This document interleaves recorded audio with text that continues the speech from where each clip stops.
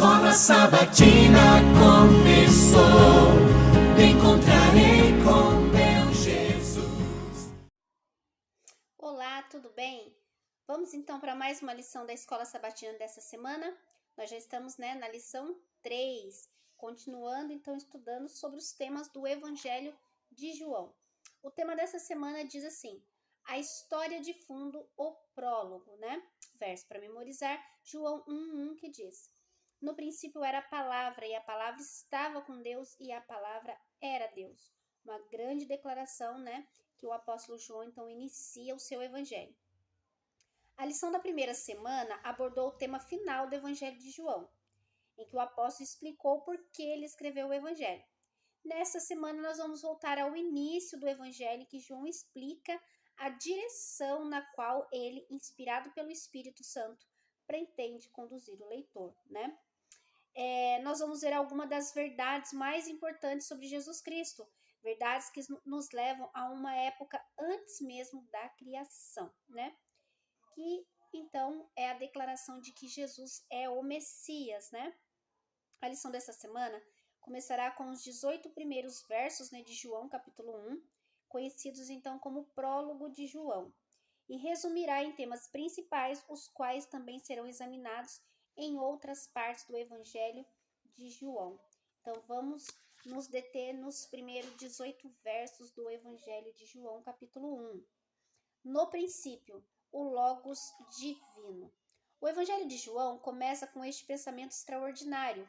No princípio era a palavra, e a palavra estava com Deus, e a palavra era Deus, E interessante porque Gênesis começa com a mesma expressão, no princípio.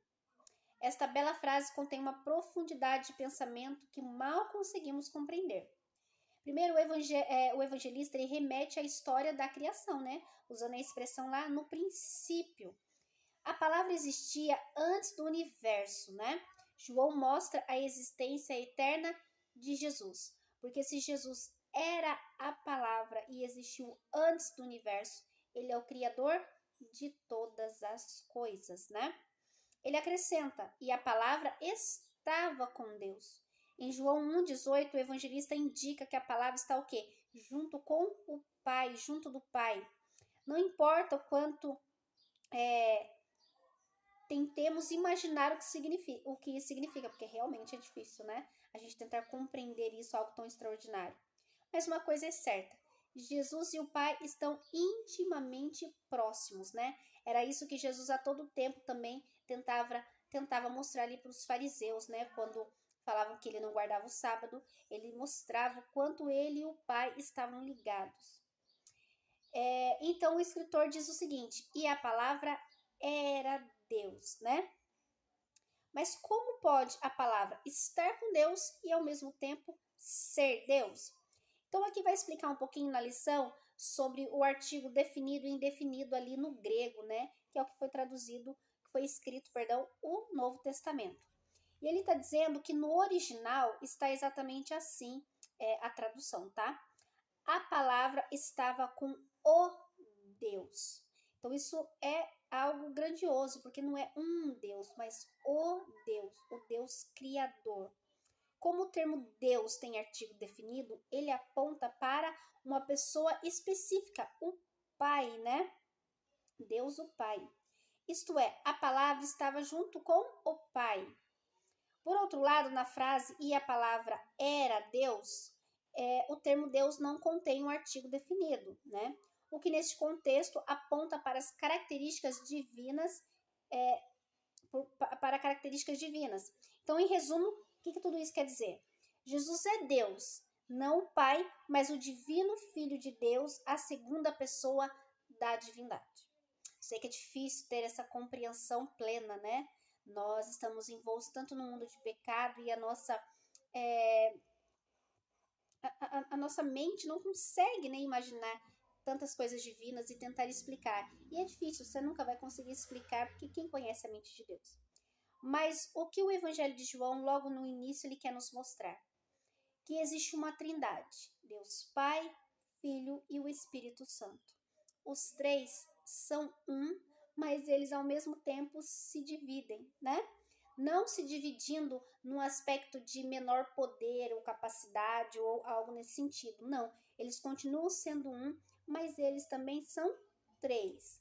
Então, Deus o Pai, Cristo Jesus, ele estava junto com Deus o Pai na criação. E por meio do Logos, da palavra de Jesus, todas as coisas foram criadas, né?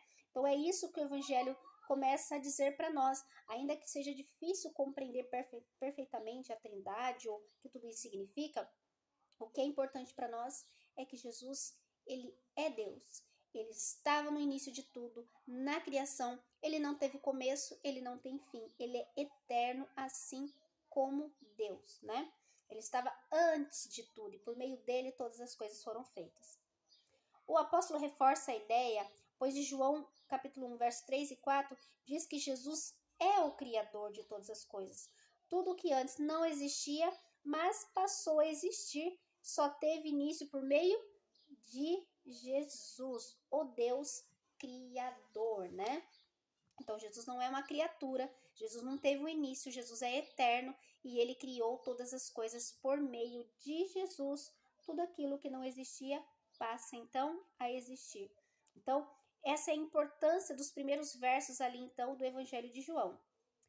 E a palavra se fez carne, né? João não começa seu evangelho com o nome Jesus ou apresentando seu papel como Messias, mas com o termo grego logos, né? Que pode ser traduzido por palavra ou verbo. E na época que João escreveu, várias correntes filosóficas, né, naquele tempo, usavam o termo logos, mas para se referir à estrutura racional do universo ou à própria ideia de lógica e razão, né? Então, por exemplo, aqui está dizendo que os ensinos do Platão, né, um filósofo grego, dividiam a realidade em dois domínios. O domínio celestial, que era imutável também, onde existia perfeição, e o domínio visível, né, que era perecível, que era mutável. Então, ele tinha essa ideia e usava a palavra logos para traduzir isso, né? E a filosofia também identificava o logos como um intermediário abstrato, né, entre as formas eternas e formas perecíveis. E João já faz uso desse termo de uma maneira completamente diferente. Ele defende que a verdade, o logos, não é um conceito abstrato, né, que flutua entre o céu e a terra. O logos, ele é uma pessoa, é Jesus Cristo que se fez carne e habitou entre nós. Para João, logos é a palavra de Deus, o qual se comunicou, isto é, se revelou à humanidade da forma mais profunda possível, se tornou um de nós. Então, Deus, o Criador, Jesus, que existiu antes de tudo e criou todas as coisas, ele ainda, essa palavra criadora, ainda se fez carne, se habitou, encarnou, né, numa pessoa com carne e osso, como eu e você, habitou no meio do seu povo para se revelar de maneira mais profunda a cada um de nós, né? E o apóstolo indica que Logos, né, se fez carne e habitou entre nós. A palavra traduzida aqui como habitou é a palavra armou uma tenda. Isso traz referência para nós lá no Antigo Testamento, Êxodo capítulo 25, verso 8, quando Deus disse aos israelitas que fizesse o quê? Um santuário, um tabernáculo para que ele morasse no meio do povo, para que ele habitasse no meio do povo. É a mesma expressão, é a mesma ideia. Então é como se Jesus armasse uma tenda, né, quando ele veio a este mundo, para habitar conosco, né, com a humanidade. E aí o tabernáculo tem esse sentido tabernacular, né, é habitar, morar, ele estar ali no meio do seu povo. E foi exatamente isso que Jesus fez quando assumiu carne humana, né, ocultando a sua glória, para que as pessoas pudessem entrar em contato com ele. Ele, como se ele diminuísse, como se ele escondesse a sua glória para que a humanidade pudesse se aproximar dele, né? Terça-feira, ouvindo ou não ouvindo a palavra. O prólogo do Evangelho, né, João ali capítulo 1, verso 1 ao 18, descreve não apenas quem é Jesus, né, a palavra, mas também como as pessoas se relacionam com ele, né?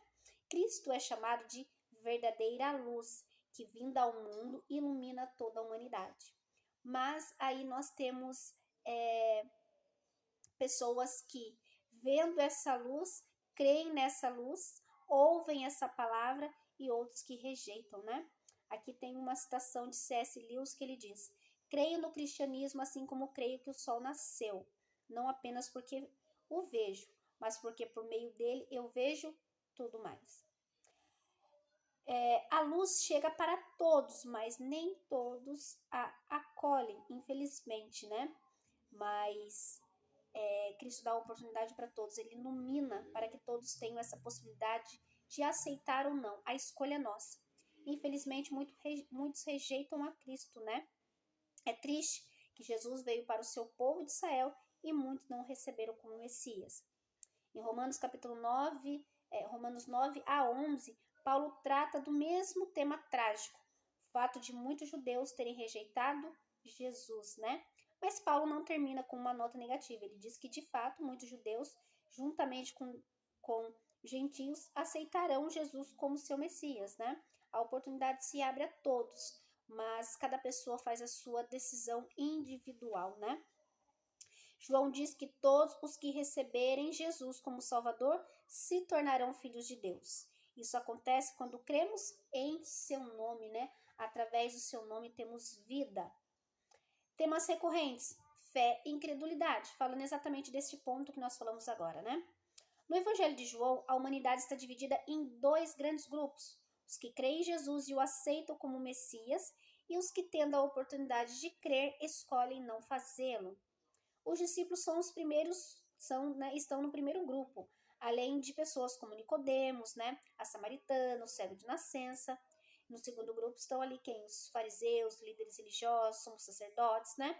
Pessoas que presenciaram multiplicação de pães e peixes, e até um dos discípulos de Jesus, que é Judas, né?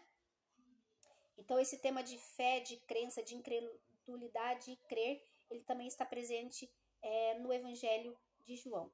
Em João, a principal diferença entre esses dois grupos é a forma como se relacionam com Jesus. Porque a Bíblia fala que até os demônios, eles creem, eles acreditam em Jesus. Mas acreditar em Jesus não significa propriamente dito segui-lo, né? Fazer a vontade de Deus. Então, crer que existe um Deus, até os demônios creem. Mas quando você crê, você passa a andar nos caminhos de Deus? E é isso que o Evangelho de João vai dizer, que os crentes, ou os que passam a crer, têm uma abertura para com Jesus, mesmo quando ele os confronta ou repreende. Eles vão a Cristo e não fogem. Jesus é a luz que brilha sobre eles. Pela fé, crendo, se tornarão filhos de Deus. Os incrédulos, por outro lado, normalmente vão até Jesus para afrontá-lo, assim como fizeram, né, os líderes religiosos. Eles são caracterizados por aqueles que amam as trevas e não a luz. Acham difícil aceitar a palavra de Jesus ou vêm quebrando antigas tradições, em vez de atender às expectativas humanas, né? Era exatamente isso, líderes religiosos estavam procurando defeito, problemas ali em Jesus, né? E eles queriam satisfazer só as suas necessidades, mas eles não queriam abrir mão daquilo que eles acreditavam ou viviam para viver uma vida com Cristo, né? E se preocupavam com tradições humanas. Eles o julgam, em vez de permitir que a sua luz os avalie e julgue. Essa atitude, é claro, é vista inúmeras vezes nos líderes religiosos, que como guias espirituais da nação deveriam ter sido os primeiros ao quê? Aceitar Jesus, né? Eles estudaram as escrituras, eles passavam tempo com as escrituras, eles guiavam o povo, né, através da palavra. Então eles deveriam ser os primeiros a serem ali os discípulos, serem aqueles que andariam com Jesus, mas infelizmente foi totalmente ao contrário que aconteceu. E nós vamos falar de um outro tema recorrente, glória, né? Vai falar que o estudo de ontem, né, que é um estudo anterior que nós fizemos, o enredo era terrestre e humano do Evangelho de João, incluindo os conflitos e diálogos entre as pessoas, né? Sempre girando em torno de quem Jesus é e do que ele está fazendo, né? Os estudos, por exemplo, que nós tivemos semana passada, eram situações ali, né, entre pessoas que queriam a cura, e os líderes religiosos ficavam questionando, mas quem te curou, quem fez isso, né? Esse foi o tema da semana passada. Já o estudo que estamos tendo agora concentra-se no enredo divino e cósmico, também encontrado em João. O prólogo do Evangelho começa com uma história cósmica, né? Jesus é representado como o divino Filho de Deus, o Criador, né? O Verbo, a Palavra. Tudo que antes não existia passou a existir somente pelo poder, por meio de Jesus. Mas o texto prossegue observando a glória que há no fato de Cristo se tornar um ser humano na encarnação. João usa as palavras glória, significa brilho, esplendor, honra, e glorificar, que significa louvar, honrar, exaltar, para se referir a receber honra dos seres humanos e também para se referir à honra e glória, né, de Deus. A ideia de glorificar Jesus está ligada com o conceito de sua hora, ou seja, do momento de sua morte. A cruz é a hora da glória de Cristo. Olha só que interessante, né? A lição vai dizer isso, que é uma ideia paradoxal, né? Ideias que parecem opostas, porque a crucifixão era a forma de execução mais vergonhosa e humilhante. E, em contraste com isso, Deus na cruz ilustra o entrelaçamento do enredo da história humana com a história divina. Ou seja, na cruz, a história humana e a história divina se conectam, e a maior glória de Cristo foi exatamente no seu momento de maior vergonha. Porque quando ele passa por tudo aquilo na cruz do Calvário, ele então cumpre tudo e ele nos dá a oportunidade de vida eterna. Ele vence a morte, ele vence o pecado, ele vence ali o conflito cósmico entre o bem e o mal. Através da sua morte vergonhosa, morte humilhante. O lado glorioso da cruz, né? Aqui fala assim, por exemplo, que Jesus morreu em agonia, como um criminoso, né? E ele era totalmente perfeito, sem pecado, mas morreu como um criminoso. Esse lado humano e obscuro da cruz também é representado lá em Mateus, né? E Marcos. Já o lado glorioso da cruz, no entanto, é destacado em Lucas e em João. É o lugar de salvação e misericórdia, onde o Filho se entrega ao Pai. É bastante irônico. A suprema glória de Deus é revelada em sua maior vergonha, carregando sobre si os pecados do mundo. No momento de maior vergonha, de humilhação, de sofrimento, de tristeza, de dor de Cristo, foi o momento da sua glória, o momento glorioso, o momento que ele salva toda a humanidade. Esse é o Deus que nós servimos. Este é o Deus da criação, este é o Deus redentor, o Deus da nossa salvação. Cristo conquistou isso para nós. E graças a Ele, ao seu poder, ao seu sangue precioso, é que nós estamos hoje aqui estudando, falando sobre isso que aconteceu no passado e fazendo, claro, né, menção ao futuro. O futuro é o breve retorno de Jesus a este mundo, para nos levar para a sua gloriosa, né, redenção, eternidade, lar celestial. Amém? Vamos orar? Senhor amado Deus, querido eterno Pai, louvado e santificado seja o teu nome. Obrigado, Senhor, porque o Evangelho de João nos mostra desde o início que tu és Deus, o Deus Criador, e por meio do Senhor todas as coisas que ainda não existiam passaram a existir. Obrigado, Deus, por esta compreensão. É claro que existem muitas coisas que ainda não compreendemos, mas pela fé nós cremos. O Senhor está no controle de tudo. E um dia, Senhor, quando estivermos contigo por toda a eternidade, o Senhor terá todo o tempo para nos explicar, Senhor, detalhes que hoje não conseguimos compreender. Te agradecemos por todas as bênçãos e pedimos continue nos guiando, nos orientando no estudo da tua palavra. É o que te pedimos e agradecemos em nome de Jesus. Amém. Amém? Que Deus te abençoe, que você continue estudando a Bíblia Sagrada, estudando a lição da Escola Sabatina e seja muito abençoado por ela. Amém? Até a próxima.